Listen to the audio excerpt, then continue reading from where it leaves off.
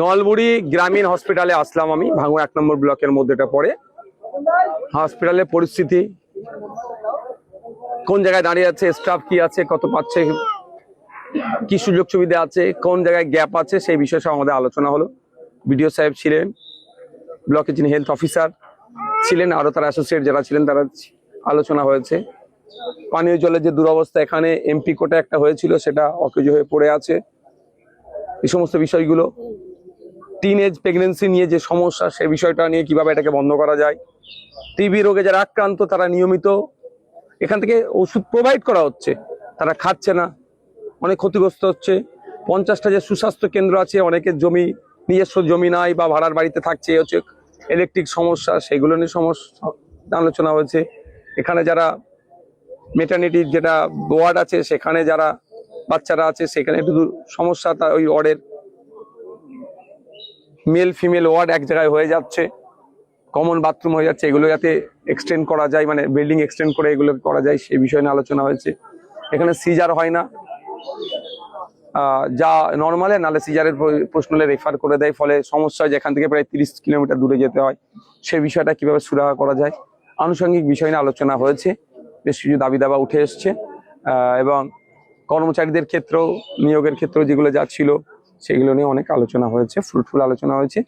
আগামী দিনে এই নলমুড়ি ব্লক হসপিটালটাকে, যেটা গ্রামীণ হসপিটালটাকে আমরা আরো উন্নততর কিভাবে করা যেতে পারে, সেই নিয়ে চর্চা হয়েছে।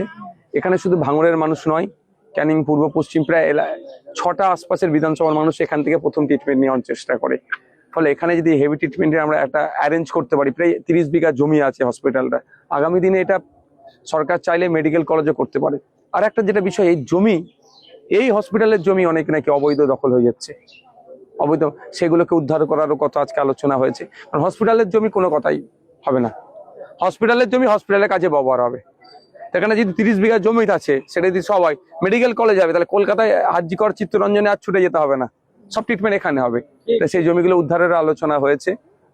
থানার পক্ষ থেকে যিনি অ্যাডিশনাল বাবু ছিলেন, তিনিও আমাদের সাথে সহমত যে না, দ্রুততার সাথে সেগুলোকে করা হবে। নিরাপত্তার জন্য ব্যবস্থা আছে, লাইটের যেগুলো খামতি আছে, সেইগুলো, যে লাইটগুলো আছে কিছু জ্বলছে না, সেই বিষয়গুলো, এক কথাই সমস্ত বিষয় নিয়ে আজকে সর্বাঙ্গীন উন্নতির কথা হয়েছে, আমরা আলোচনা করছি। আগামী 3 মাস পরে আবার আমরা বসবো অফিসিয়ালি, তার মধ্যে আমিও কয়েকবার ভিজিট করতে আসবো।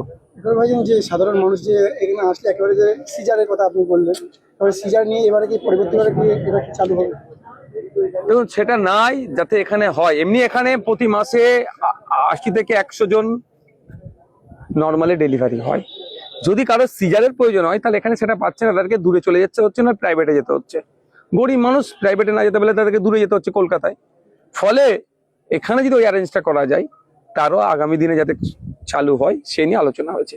আরো অন্যান্য ডাক্তার নিয়ে আসার ব্যাপারেও আলোচনা হচ্ছে। তার জন্য যে ক্যাটাগরি আছে, সেটাকে আপগ্রেড করতে হবে, কিভাবে আপগ্রেড করা যায়, সে নিয়ে আলোচনা হয়েছে।